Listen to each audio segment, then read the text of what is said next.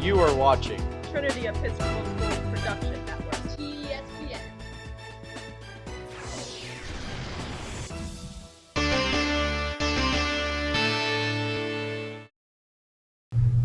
Hello and welcome to the second edition of the TESPN Titan Takeover. I'm Ryan Lloyd, joined here by Abby Miller. Joe Turkley. And Sophia Moore. Up first, we're going to take a quick look at boys soccer and what they've done this past week. Starting off with boys soccer, they have a record of 2 wins, 4 losses, and 1 tie coming off the Eastern Mennonite tournament. Now let's go look at some clips from the broadcast of the collegiate game. Here we have Hayes Shepard coming in with a free kick to give the Titans the first goal of the game. What a kick!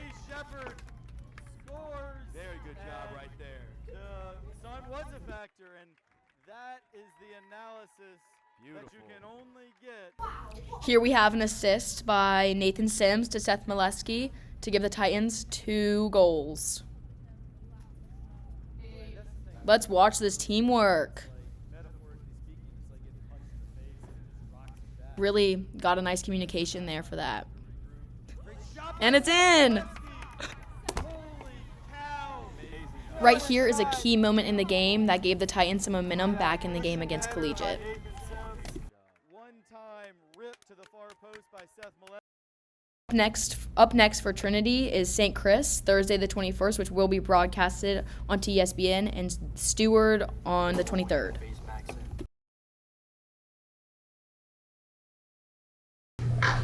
We're going to look at football. They rebounded really nicely, defeating Fuma at home and then taking care of business against St. Mary's Rikiden. I know St. Mary's gave them a lot of trouble last year. That was our closest game, and this year the guys went up there and put on an absolute clinic, beating them 35-6. The Titans football team is now 2-1 on the season. We're going to take a look at some clips from the Fuma broadcast. Checking out some of the clips from the Fork Union game. We'll take a quick look at Brennan Ridley's touchdown just a few minutes into the game, and it's going to open up real nicely. You'll see him just open up a ton of space and just be absolutely wide open in the end zone. Our next clip will be Deuce Edwards, normally a defensive back, but doing some work on the offensive side. He'll do a good job there, double the lead with the Titans. Then we got a nice play, a good pass by Tegan Logan to Davion Brown. Nice quick screen, and Davion will receive it and just go all the way to the end zone. Probably a 60-yard drive there by Davion.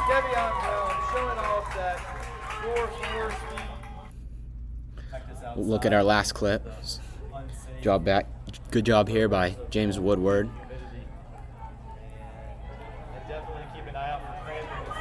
Nice little over-the-top pass by Tegan. James will fake one out, cut back inside, and he'll take it all the way right in front of the Titans student section, and that'll basically close out the game. There wasn't much time left in the second half, and the game ended at halftime due to lightning. Touchdown, Titans.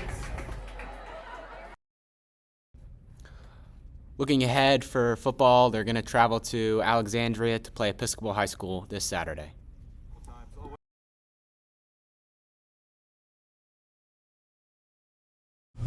The volleyball season has started off their fall season with a strong record of 4-1 after a big win against the Carmel School at home. Let's take a look at some clips from that broadcast. First up, we have a huge block from Jalen to give the Titans a lead in the game. Great block. And then in our second clip, we have a huge ace from Mac to give the Titans a lead. She ended up having 8 aces during this game. Finally, we have match point for the Titans. And as you can see, we have a special celebration to signify their win. Go volleyball!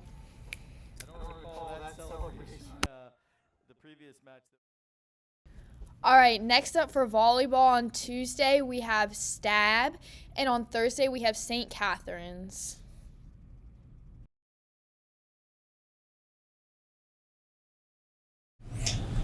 We're going to kind of go around the horn here for some of the sports that didn't have broadcasts. We'll talk about field hockey a little bit. I thought field hockey's last game against Cape Henry was very strong defensively and offensively. They came in very hot and heavy and put a lot of pressure on Cape Henry and came out with a win of 5-1, which was very impressive for them. Yeah. The offensive player of the game was Ava Benson. I know a number of other seniors scored, including Ellie Johnson and Shepard Ramsey. So it's good to see that senior core of that team that has been present for so many years is really getting a lot of reps in. And especially because of their game against Cape Henry last year, where they unfortunately lost. They kind of got to take back the lead and say, "This is our turf. This is where we're going to play." Yeah, that's a really good point. I want to maybe look at something else. We'll talk about tennis. Girls tennis, they've opened to, I think for sure, one of their strongest seasons that we've ever seen, certainly since I've been at Trinity. They're 4-1 on the season. They take on Norfolk Academy on Friday, which I'm sure will be a great match. As every match has been so far, clearly. Yeah. We're just really looking forward to seeing what that team can do. Coach Raymond is continually impressed by their performance, and they're really, I think, enjoying their time spent together. I know they've had some weather delays where they've had to be inside at hotels, and that team bonding that I think has really come out of that has helped them a lot, especially since tennis is one of those sports where it is somewhat hard to kind of form that camaraderie because it is more of an individual sport. Yeah, and especially when you start off the season winning and kind of going off of that, it's really fun to be with your teammates, especially when you're yes, we feel confident in this sport we're playing and we're going to come in with a lot of energy. Yeah. Lastly, we'll talk about cross country. They were at the Fuma Invitational last weekend. Starting off, the girls finished really phenomenal. They came in second place. Olivia Sibley and Lila Clarkson got top 30, and Caitlin Harris ended in 5th solo. So just great performance from the girls on that. Yeah, very much. I think it's very interesting. I love how we have a very positive week this week with a lot of wins, a lot of teaminess. Well, I wouldn't make up a word. Teaminess. Yeah, it's interesting to see this past year the cross country teams. There used to be a boys team and a girls team, and they've merged this year, kind of under one coach. Yeah, I've never been privy to see cross country or anything, but clearly he's doing an amazing job with how they're going so far. Yeah, and that'll about wrap it up for all the highlights that we've covered this week. We're going to send it over to the play of the week, which is going to be Tegan Logan's 6th touchdown pass that he threw. Fumble recovery. Tegan rolling left. Now he backs up. He's now going to throw it into the end zone. Touchdown, Titans. Is that Brennan Ridley again? I believe so. Can't see the number for sure.